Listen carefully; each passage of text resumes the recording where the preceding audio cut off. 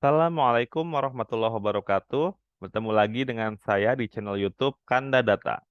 Pada kesempatan ini saya akan membagikan video tutorial yang paling sering dicari dan digunakan oleh para peneliti, mahasiswa, dan dosen, yaitu mengenai cara analisis dan interpretasi regresi linear sederhana menggunakan Excel.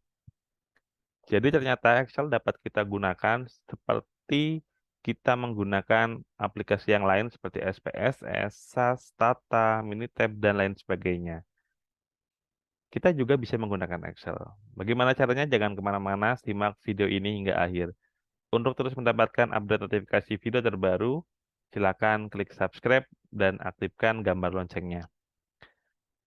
Untuk contoh kasus yang akan kita gunakan pada kesempatan ini adalah di sini ada dua variabel, yaitu variabel dependent, yaitu produk sales dalam satuan unit, dan variabel independent, yaitu price dalam satuan 1000 Indonesian rupiah per unit.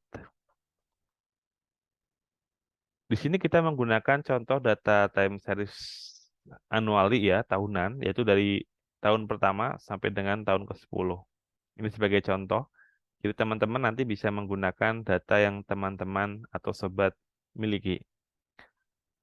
Untuk analisisnya, di sini saya menggunakan menu data di sebelah kanan atas ya. Di sini ketutup oleh video saya. Di sini ada tulisan data analisis. Nah, kalau kita klik akan muncul seperti ini. Jika teman-teman sobat bertanya, kok di Excel saya tidak ada menu data analisis seperti dalam video. Artinya, kalau terjadi hal demikian, teman-teman perlu mengaktifkan terlebih dahulu data analisis toolbar di Excel. Caranya silakan di-search di daftar playlist video karena data. Silakan dengan menggunakan keyword data analisis toolbar, nanti akan muncul caranya bagaimana. Kalau teman-teman sudah ada menu ini, teman-teman di sini ada berbagai pilihan analisis, seperti halnya dengan menggunakan aplikasi pengolah data yang umumnya kita gunakan. Memang di Excel ini tidak selengkap di aplikasi software pengolah data yang lain ya, tapi ini sudah cukup mumpuni ya kalau kita menggunakan analisis-analisis seperti regresi, korelasi, uji beda, t-test ya, sampling dan sebagainya. Nah, di sini langsung saja kita klik regression karena tujuan kita adalah ingin mengetahui pengaruh dari price terhadap produk sales ya. Kita klik regression, kemudian kita klik OK. Nah, di sini akan muncul jendela regression. Kita diminta menginput variabel Y dan variabel X. Kita input variabel Y terlebih dahulu, kita input sama ya dengan maksudnya sekaligus dengan labelnya. Kemudian dengan cara yang sama kita input variabel X dengan labelnya juga. Selanjutnya kita jangan lupa aktifkan labels karena tadi kita memblok labels juga ya. Selanjutnya untuk alpha di sini saya menggunakan alpha 5% sehingga confidence levelnya ditentukan sebesar 95%. Kemudian untuk output optionnya, saya ingin menampilkan di sheet yang sama di sini, sehingga saya klik output rank. Kemudian mau ditaruh di mana? Saya letakkan di sebelah kanannya, di sini. Kemudian kita close, dan juga kemudian kita klik OK.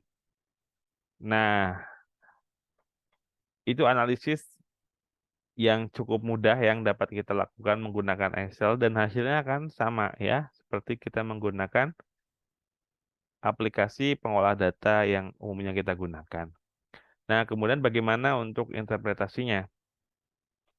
Untuk interpretasi yang pertama kita lihat dulu dari kebaikan model, kita bisa melihat dari koefisien determinasi yang sering juga disebut dengan R-square. Kita lihat R-square-nya adalah 0,845. Artinya ini apa? Ini artinya bahwa 84,5% ragam variabel price atau variabel bebas ini mampu menjelaskan ragam variabel produk sales.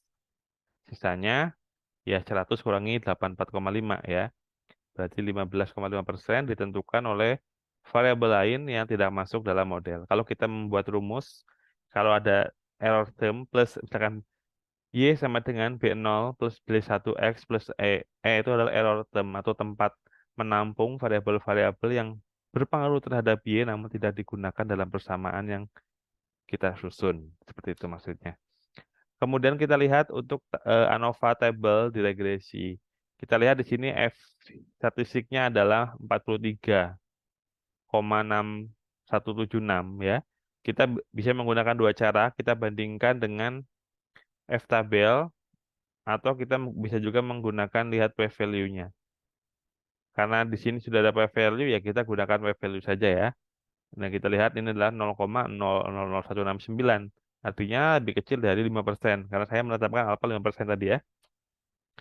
Karena lebih kecil dari 5%, berarti H0 ditolak ya. Kalau kita menentukan H0 adalah price tidak berpengaruh signifikan terhadap produk sales. Kalau H1-nya sama dengan price berpengaruh signifikan terhadap produk sales. Jadi artinya kalau P-value lebih kecil dari 5%, ini artinya H0 ditolak. Kalau H0 ditolak berarti menerima hipotesis alternatifnya. Sehingga dapat disimpulkan bahwa secara serempak ya, kalau ini atau secara kebaikan model juga bisa kita lihat menggunakan ini. Signifikan pengaruhnya dilihat dari F statistiknya ya. Kemudian kalau untuk uji T, ini secara parsial, ini yang sering kita gunakan untuk pengujian hipotesis.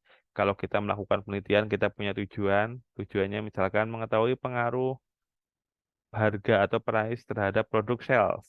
Nah, kemudian kita uji dari hipotesis tersebut, untuk mengujinya memudahkan kita susun dalam hipotesis statistik. Kita susun hipotesis nolnya, price tidak berpengaruh signifikan terhadap produk sales. Kemudian hipotesis alternatifnya atau H1-nya sama dengan price berpengaruh signifikan terhadap produk sales. Nah, kita uji H0-nya. Kalau kita lihat di sini, kita menggunakan p-value saja ya. Karena di sini sudah ada p-value. Tentunya kita juga bisa membandingkan dengan T-tabel. Kalau T-tabel kita harus cari dulu T-tabelnya. Sebenarnya mudah juga ya menggunakan Excel. Namun pada video kali ini saya akan menggunakan p-value. Di sini kita lihat p-value-nya juga lebih kecil dari 5%. Artinya hipotesis 0 ditolak. Kalau hipotesis 0 ditolak berarti menerima hipotesis alternatifnya. Jadi price secara signifikan berpengaruh terhadap produk sales. Nah, ini pengujian hipotesisnya seperti itu. Kemudian teman-teman mungkin akan bertanya, ini kenapa kok koefisiennya negatif? Apa perbedaannya?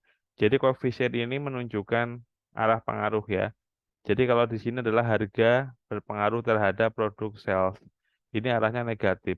Kalau kita terjemahkan, berarti kalau harga meningkat, berarti produk sales akan menurun. Sebaliknya, kalau harga menurun, produk sales akan meningkat. Ini sesuai dengan teori ekonomi ya. Jadi kalau harga turun, ya perilaku konsumen itu akan membeli dengan jumlah yang lebih banyak ya, dan sebaliknya. Jadi seperti itu untuk cara interpretasi dasar yang dapat kita gunakan. Sebetulnya dapat kita explore lagi ya dengan tambahan-tambahan analisis yang lainnya. Namun sebelum itu saya informasikan bahwa di sini saya mengasumsikan telah melakukan uji asumsi klasik ya. Jadi ini sudah memenuhi uji asumsi. Karena kalau sudah melakukan uji asumsi, ini akan berpotensi menghindari bias ya, atau kita akan menghasilkan Bayes linear and Bayes estimator. Seperti itu. Baik, demikian video yang dapat saya sampaikan. Semoga bermanfaat untuk sobat karena data yang membutuhkan. Terus dukung channel ini dengan cara like, subscribe, dan share. Sampai jumpa di video edukasi berikutnya. Salam sehat selalu. Assalamualaikum warahmatullahi wabarakatuh.